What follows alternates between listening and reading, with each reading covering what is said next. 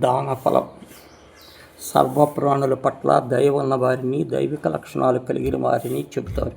పవిత్ర భావనలలో నిస్వార్థంతో జీవించే వారిని తను వెన్నంటి ఉంటానంటాడు పరమాత్ముడు గీతలో. ఆధ్యాత్మిక సంపద కన్నా కాలములో పాటు కరిగిపోయే భౌతిక సంపదల పట్ల అనురక్తి పెంచుకుంటూ మోహములో కూరుకుపోతున్నారు చాలామంది. తమ చుట్టూ ఎందరో అభాగ్యులు ఉన్నా సాయం చేసేందుకు వెనకాడుతున్నారు. దీనులకు ఉపకారం చేయటం వల్ల కలిగే ఫలితము పవిత్ర పుణ్యతీర్థాల్లో స్నానం చేసినా, తీవ్రమైన తపస్సు ఆచరించినా లభించవని స్కాంద పురాణం చెబుతోంది. దీనులు, ఇతరుల ప్రాణుల పట్ల కరుణ ఉన్నవారికి ప్రపంచంలో దుర్లభం అనేది ఉండదు అంటారు తులసీదాస్.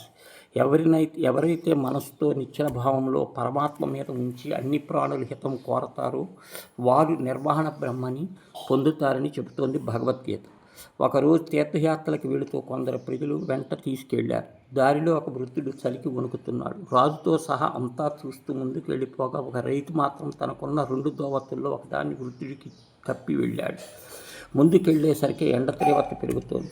అయితే నడుస్తున్న వారిపై మాత్రం మేఘాలు నీడనిస్తూ అనుసరిస్తున్నాయి. వారంతా కొంతసేపు ఒక చోట విశ్రమించి తిరిగి బయలుదేరుతుండగా ఒక పరమాత్ముడు ఎదురై అడిగాడు, రాజు, ఎవరి గొప్పతనంతో మేఘాలు ఇలా మీకు నీడ గొడుగు పడుతూ వస్తున్నాయో తెలుసా అని. రాజు పుణ్య ప్రభావమేనని మనస్సులో అనుకున్నా పైకి చెప్పలేదు.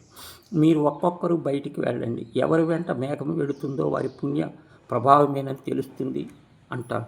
మొదట రాజు ఆయనకు అనుసరిస్తూ ఒక్కొక్కరు మిగిలిన వారు బయటికి వెళ్ళారు. కానీ మేఘాలు కదలలేదు. చివరికి రైతు వంతు వస్తుంది.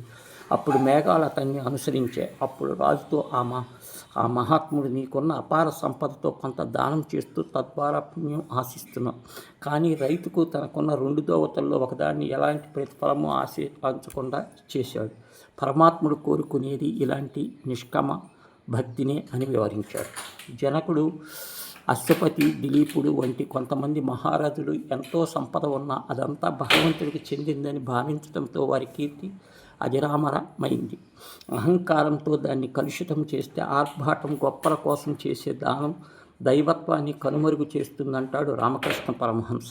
ఇతరుల కోసం జీవించేవారు సజీవులు, కేవలం తమ కోసం జీవించే జీవోత్సవాలు అంటారు స్వామి వివేకానంద. నాది అన్న భావనతో కాక సర్వము బ్రహ్మమయము అనుకోవటం అసలైన దైవీ సంపద.